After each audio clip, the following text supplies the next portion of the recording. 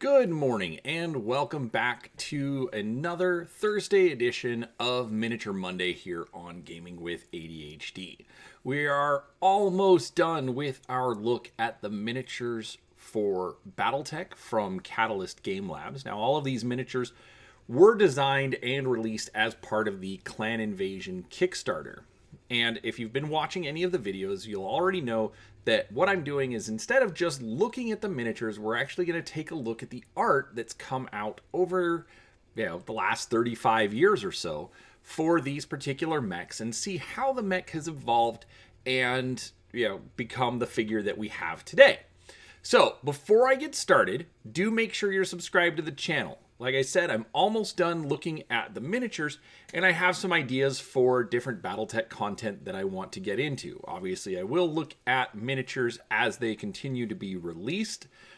There is, I believe, a Northwind Highlanders set coming eventually, but we will get into that as they come up. So, if you like what I'm doing, make sure that you're subscribed to the channel. Like the videos, comment down below which of these is your particular favorite, and why. Let's talk about it. So, with that being said, let's get into the Inner Sphere Battle Lance, which is the set we're going to look at today, and see what we get inside the box, and then also we'll take a look at the miniatures up close. So, all right, that was a little odd. The box opened from the top this time.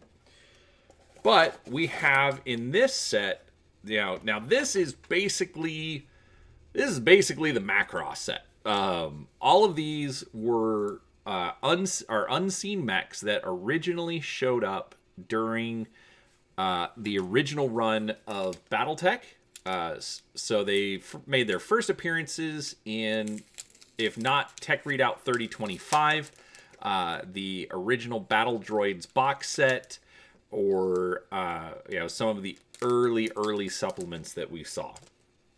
So for now, I'm just going to say that they all appeared in 3025, and we have the Warhammer, the Rifleman, the Phoenix Hawk, and the Wasp. Now, if you are not already familiar, in each of the boxes we do get 2 cards for each of the miniatures. Now, the first card is going to be a pilot card where you get the name, the gunnery and piloting skill, and then a little bit of a bio about the pilot, and then a special ability. Now, they are double-sided, so in this case we have a Steiner Warhammer, and then a Mercenary Warhammer, a Steiner Rifleman, and a Mercenary Rifleman, in this case the Wolf's Dragoons. Interesting choice, since in the Wolf's Dragoons set, they also give us another Rifleman. We've got a House Karita Phoenix Hawk, and a Free Rosselhog Republic Phoenix Hawk. And then finally, a Karita Wasp, and a Mercenary Wasp. Now, in addition to the pilots, each mech also has a card for use with Alpha Strike. So they are double-sided, but feature a more streamlined record sheet for simpler tracking, so that you can do larger scale games, company regiment size. These are all double-sided, so that you do get some variance, so you can run some different mechs on the board. But there we go. So that is all the contents of the box itself. As I put this all away awkwardly.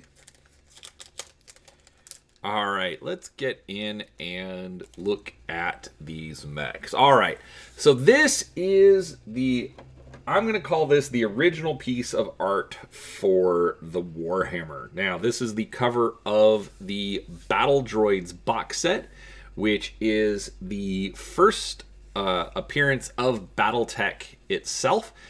before they had to change the name because George Lucas got a little grumpy about it.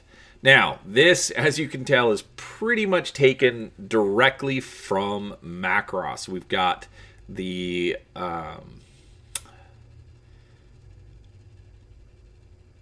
UN Spacey logo. Man, that makes me sad that I forgot that. But we've got the UN Spacey logo, original markings that you would see on the Macross version of this mech. They just basically picked it up and ported it right over. But this is very much iconic of Battletech. I realize it is a Macross mech, but this was featured on the cover for many years and has been, the Warhammer has made its appearances all over the Battletech universe. Let's see here. All right, then the next piece of art is this one. Now, this is the piece of art that we saw in the 3025 technical readout. Obviously, it's a much simpler piece of art compared to the cover of the box set, but obviously a box cover you're going to pay a little bit more for, get a little better quality. Still retains a lot of those design features, the sort of hidden cockpit, the machine gun eyes, even though they're probably just sensors in this version, the PPC arms, these little pods here on the legs, the SRM-6, the searchlight, pretty much standard for your Warhammer. Then we also got this piece of art. Now, this is one I haven't picked up for a while, but this is from Camo Specs. Now, in Camo Specs, it just says that it's a Wolf's Dragoons battle mech, but this is actually the Natasha Kerensky's Warhammer that we originally saw in those books, and you can tell that because of the spider symbol on the leg.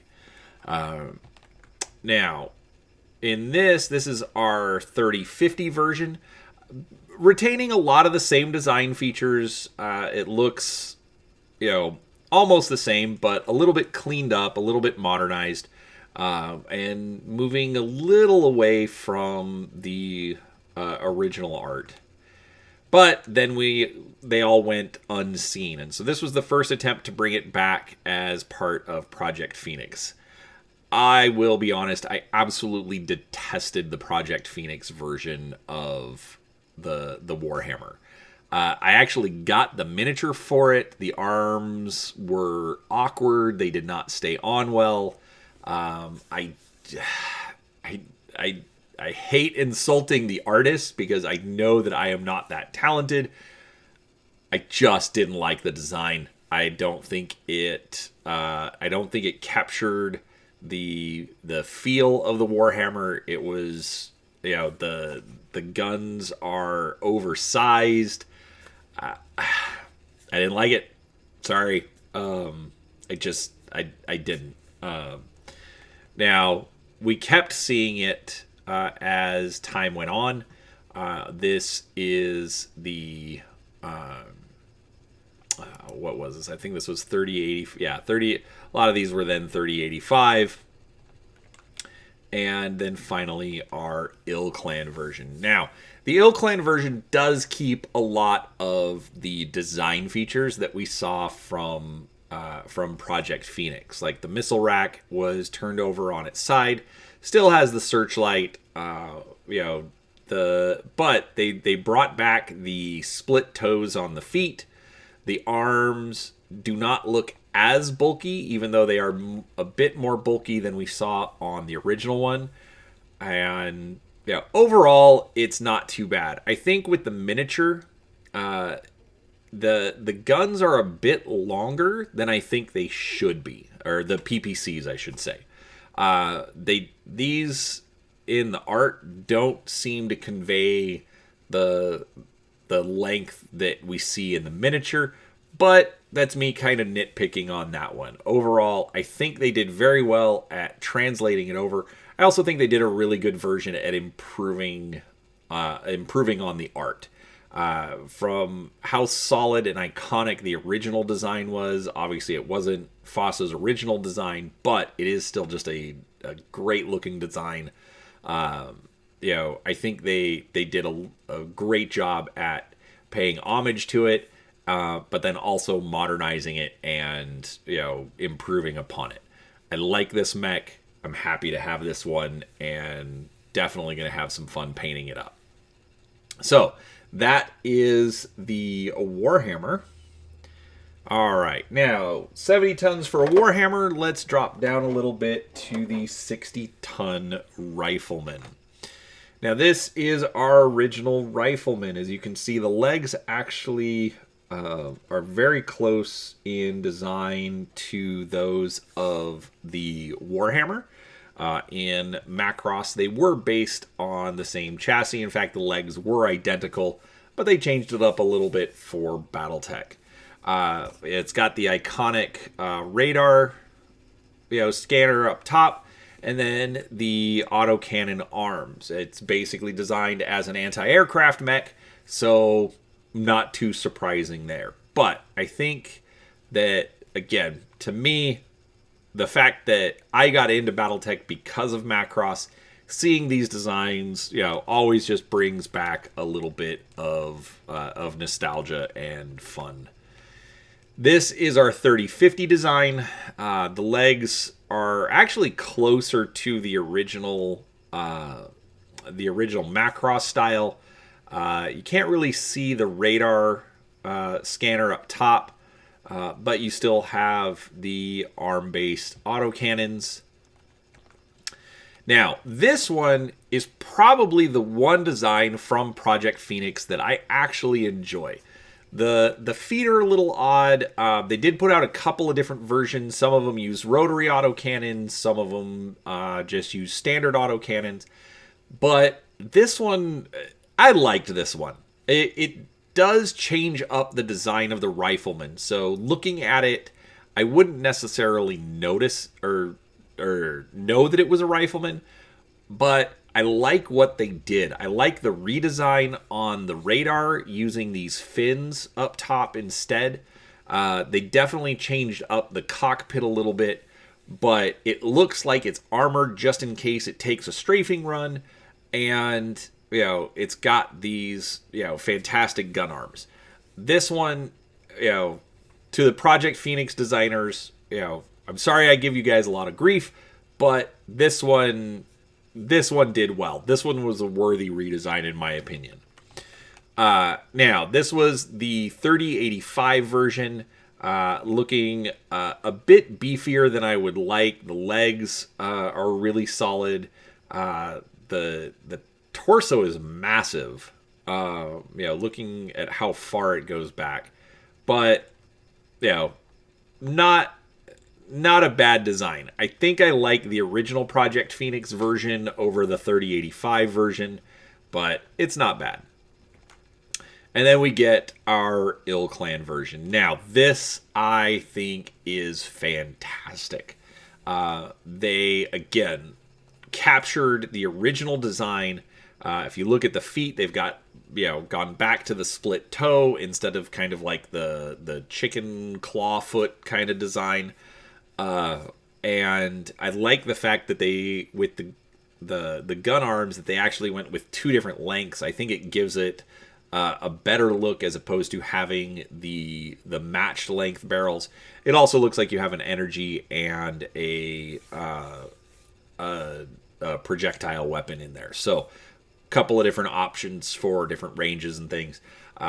Still got the radar dish up top. I'm not quite sure what's going on with the right and left torso. It looks really busy, really bulky.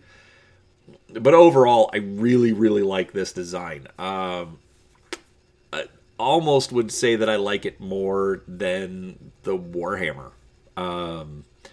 They translated this into the figure very well. And overall, it's a fantastic design. So, well done on this one. That is our 60-ton Rifleman.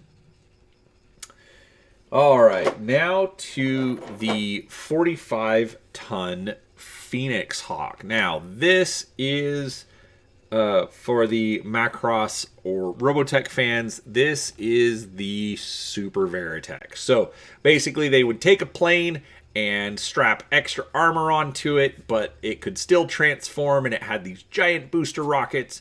And I remember watching the episode, and they used it once in the show, and I was very disappointed because it was super cool looking. Now, in this case, they they kept the Valkyrie Veritech styling. The head is a little odd. It looks like a 1950s space helmet kind of look with some antenna on it. Was it? I don't know. I don't know why they made that design change to it. The original version, did have a more human-looking head, but regardless, this is one of the mechs that brought me into Battletech. Seeing the fact that I could take a Super Veritech with the boosters, and it just looked mean, and can jump around the battlefield. I absolutely love this one. Now, this is the 3050 version, still with the space helmet, still with the handheld energy weapon. But overall, again, good design. Looks a little slender, a little more slender than I would like.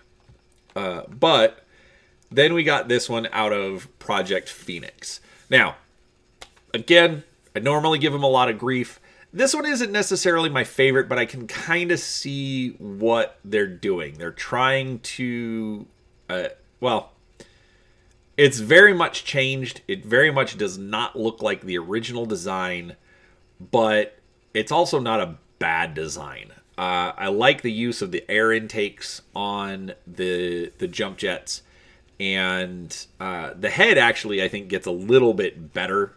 Instead of being the bubble space helmet, a little bit more of kind of like a gladiator or Spartan kind of a look to it. Overall, it's a good design, and then they also went with the wrist mounted laser as opposed to the handheld. So made a lot of good design changes here, even though it doesn't look like a Phoenix Hawk. It's not bad.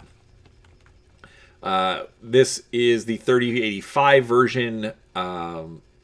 Definitely not a fan of the snakeskin pattern, but not too bad. I think the legs and the feet get a little bit closer, I think, to the original design.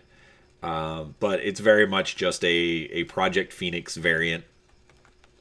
And then we get the Ill Clan version. Now, they sort of went back to the handheld version here, but I think the way that they did it makes it look a little better than the original designs. Obviously the original design was based on the Valkyrie gun pod, and so they kind of had to deal with that. But this one, I think they came up with a good variant way of attaching it to the arm still, but then also making it look like he's holding it. And they transfer that into the miniature very well. Also, the booster packs, I like these.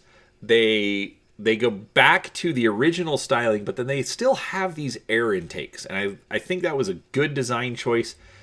Makes it look a little interesting. Probably from a tactical standpoint, it would have been better if they were facing to the rear, so as to not get shot up by an attacker. But oh well, it's fine. It looks good, even if it may not necessarily be tactically sound. Again, getting back to a lot of the original stylings, bringing those things back, I think they do a good job of doing that, but then also differentiating the design. But then the head alone, I actually really like what they did here. The fact that the we'll call them the Princess Leia cinnamon rolls with the antenna sticking out. In Macross, they were lasers, but in here, just antennas. But I like the way that they did it. It pays homage to that original style. The head looks a lot closer, sort of the Spartan helmet styling, but a little closer to the Battletech styling as well. Absolutely, to me, gets away from the bubble helmet. So I really like what they did there. This, I'm going to have to put it probably my second favorite on this set. They did well, but I really like that rifleman. That was fantastic. So, anyways, that is the Phoenix Hawk. And then finally, coming in at the bottom of the weight scale at only 20 tons, we then have the Wasp. Now, this is the last of the Battletech variants. And let's move this a little closer to the camera. All right, so this, as you can see, this captures that Battletech styling. It uses the VF-1S head, so the officer's head where it's got the 4 lasers, but obviously these are probably just antennas. And, even though they're all based on the same chassis, they changed up the weight, so no big deal. I like the use of the built-in weapon on the arm. Again, it's supposed to be the gun pod, but they change it into just a built-in weapon. Now we've got another Camo Specs. This one showing the Carita sort of light variant. Nice red. One of the early, color versions of the mech. Interesting little thing going on the waist here, but you can see how much of it really comes from that original, Battletech or Valkyrie styling. Even though you get the changed up arm. You can even see kind of like the elbow fairings going on here. Obviously it was the art that they were working from, but, still fun. And then we have this one for $30.50. Now, obviously the artist had some issues here with the feet and with the perspective. The legs look a little fatter than they should be, or I guess I should say wider. But then this arm looks really skinny. Obviously it is a 20-ton mech, so it's not like it's packing a ton of armor. You've got that, again, that waist skirt kind of thing going on. But then that, airplane nose cone, crotch. Then this is the Project Phoenix one. This is probably my absolute least favorite. They're maintaining the integrated gun arm. This honestly, this looks closer to a Bioroid from the Southern Cross version of Robotech. The head alone looks like it. Honestly, everything here actually screams Bioroid to me as opposed to a Wasp or even a Battletech or a Valkyrie. Not a bad design. I think if I saw it just on its own as opposed to knowing it was a Project Phoenix, I would like it better. But it's still got its issues. All right, this is $30.85. Again, another interpretation of the Project Phoenix variant. Again, I would like it better if I didn't know it was supposed to be a Wasp.